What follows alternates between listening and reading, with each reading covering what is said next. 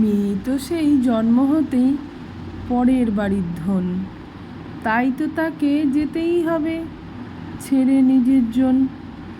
শ্বশুর বাড়ি গেলে বলে, এই যে অন্য বাড়ির মেয়ে, বুঝে শুনে থাকতে হবে সব মানিয়ে নিয়ে।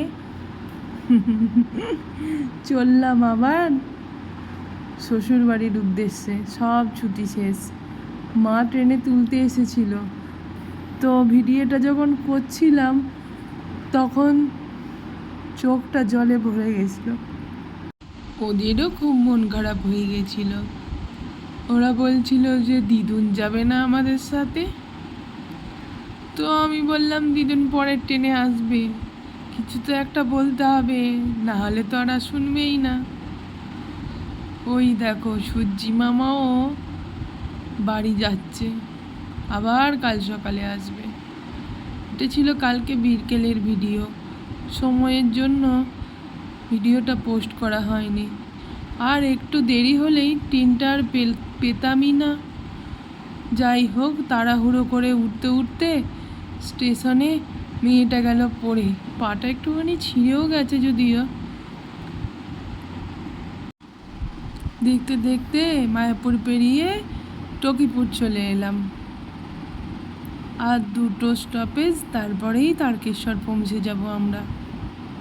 মনটা সত্যিই খুবই খারাপ, আবার কবে আরামবাগ যাব জানি না। যাওয়ার দিনেও এই নদীগুলোর ভিডিও আমি করেছিলাম, তো আজ ফিরছি, ওদেরকেও আজকে টাটা বলে গেলাম। ট্রেন থেকে এই দৃশ্যটা সত্যিই খুব সুন্দর লাগছিল, বলো তোমরা কমেন্ট করো। এই দেখো তালপুরও চলে এলাম, আর একটু পরেই আমরা তারকেশ্বর ঢুকে পড়ব। এই ট্রেনটা প্রায় প্রতিদিনই তারকেশ্বর ঢোকার আগে সিগন্যাল পায় না, আর আমার ঘরের সামনেতেই দাঁড়িয়ে পড়ে। আগে যখন ওরা আমার সাথে থাকতো না, মানে ওরা যখন হয়নি, এই ট্রেনটাই আমি বেশিরভাগ ফিরি, তো তখন আমি কি করতাম, ট্রেন থেকে নিজেই লাফিয়ে পড়তাম, লাফিয়ে নেমে আর ওইটুকুনি হেঁটে হেঁটে চলে যেতাম। আর স্টেশন থেকে ঘুরে ঘুরে আসতে তো অনেকটাই সময় লাগে, তো সেই জন্য নেমে পড়তাম। কিন্তু এখন তো আর ওদের নিয়ে ব্যাগপত্র নিয়ে নামা যাবে না, তাই ঘরের কাছেই ট্রেনের ভিতরে বসে থাকি। আমি বলছিলাম না আমার স্টেশন থেকে বাড়িটা কাছে, আবার ট্রেন থেকেও আমার বাড়িটা খুব দেখতে পাওয়া যায়। এই যে আর একটু এগিয়ে গেলেই আমার ঘরটা দেখতে পাওয়া যাবে। আর যাওয়ার সময় আসার সময় ওরা এই জানলার পাশে বসে বসে ঘরটিকে দেখে, আমারও বেশ ভালো লাগে। এই দেখো আজকেও সিগন্যাল পায়নি, তাই ট্রেনটা দাঁড়িয়ে গেল।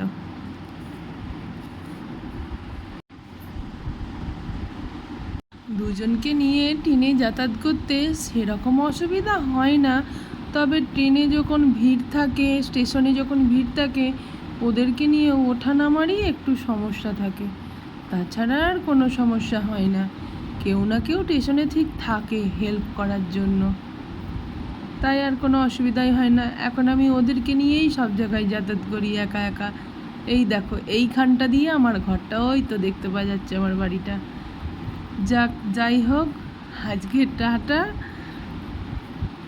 তোমরা যদি কেউ এদিকে আসো তো আমার সঙ্গে যোগাযোগ করো, আমার বাড়িটা এসে ঘুরে যেও। আবার আসবো অন্য কোনো ভিডিও নিয়ে। তোমরা এখন খুব ভালো থেকো, আর ভালো করে সবাই ভোট দিও। অবশ্য আমাকে ভোটের জন্যই চলে আসতে হলো। টাটা।